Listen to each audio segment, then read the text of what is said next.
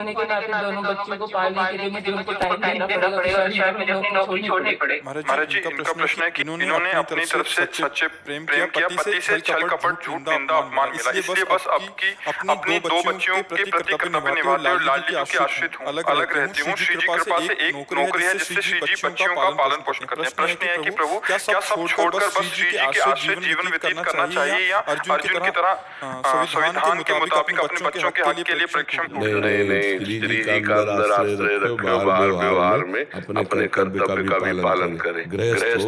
गृहस्थ में बच्चों के अधिकारानुसार उसके पिता से उसकी संपत्ति उनको दिलाए। उन बच्चों की माँ है और उन बच्चों का पिता वो है, तो वो संपत्ति का अधिकार रखती हैं बच्चियां। समय आने पर उनको उस अधिकार की प्राप्ति होगी तो वो भी सुखपूर्वक जीवन व्यतीत करेंगी। माता पिता का जीवन होता है संतान की व्यवस्था के लिए। किसका प्रश्न है?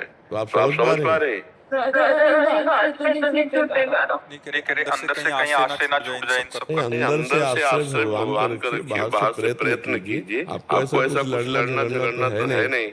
अगर बच्चे थोड़ा सयाने हो तो उनको उनके पिता के हक को दिला दीजिए, क्योंकि आपके पास इतनी सामर्थ्य तो दिखाई नहीं दे रही, तो उनके पिता के पास तो संपत्ति होगी ही ना।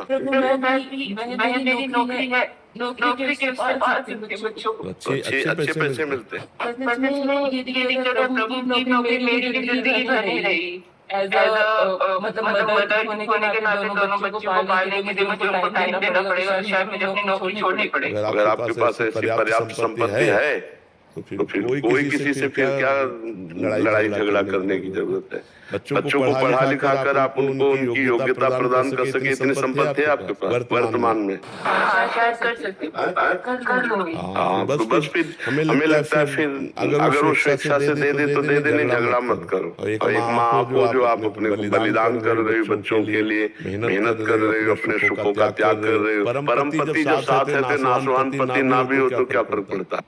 मतलब मदर होने के नाते पूरा तब लगता है जैसे मेरी फ्रेंड है, वो भी न्यूली मैरिड मेरी एज की है, वो तो डेली अपने पतियों के साथ बाहर जा रही है, पार्टी में आती है, साथ में आती है। मेरे साथ ऐसा नहीं होता। I go alone most of the time. मेरे को इसमें बुरा नहीं लगता। मतलब पहले लगता था, फिर मैंने मतलब ट्राई किया कि गौरव चलने लगे, बट ये नहीं चलते क्योंकि ये इतने बिजी हैं, इनके साथ फ्लाइंग भी है, यूट्यूब भी है, एडिटिंग भी है, ये फलाना सारी चीजें करनी है। लास्ट में मैं आऊंगी कि मेरे साथ टाइम बिताना है। रिलेशनशिप्स में थोड़ा सा दूसरे इंसान को भी समझना पड़ता है, थोड़े से कॉम्प्रोमाइज करने पड़ते हैं, और यूट्यूब से बहुत कॉम्प्रोमाइज करने पड़ते हैं।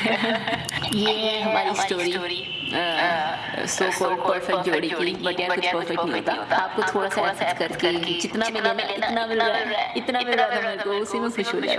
बस मेरे को ये कि जो इतना मिले ना तो वो सच्चे मन से मिले, उसमें कोई दिखावा ना हो, उसमें कोई फोर्स ना हो कि मेरे को जबरदस्ती प्यार कर रहे हैं कि मैं इनके सिर पे खड़ी हूँ कि मेरे को प्यार करो। मुझे ये चीज़ समझने में थोड़ा टाइम लगा था शादी के बाद की पूरा तब लगता है। प्रॉब्लम तो आएगी, मैट्रिमोनियल लाइफ भी is also a part of life, जहाँ पे प्रॉब्लम्स तो आएंगी। हम इवन एक रास्ते में भी जाते हैं तो वहाँ भी हमें कई बार काफ़ी उबड़ खाबड़, मतलब एक लाइफ में एक जर्नी है, तो एक छोटी सी जर्नी भी अगर आप जा रहे हैं अपने घर से ऑफिस या फिर कहीं और, तो आपको कई बार देखा होगा कि प्रॉब्लम्स ना चाहते हुए भी आ जाती हैं। कई बार किसी अजनबी आदमी से झगड़ा हो जाना, कई बार उसने आपका नुकसान कर देना। उसी तरीके से जब हम दो इंसान रह रहे होते हैं और साथ में बच्चे हों तो प्रॉब्लम्स आता है, बट लाइफ में प्रॉब्लम्स आती हैं। इंसान कई बार ना चाहते हुए भी, जो कोई डिप्रेशन, अब जो यहाँ पे दिखाया हुआ है कि सामने वाला डिप्रेशन में है, स्ट्रेस में, तनाव में है, वो एक गुरु जी के पास जा रहे हैं और उस समस्या का समाधान मांग रहे हैं कि उन्हें खुद समझ में नहीं आ रहा क्या करें नहीं करें।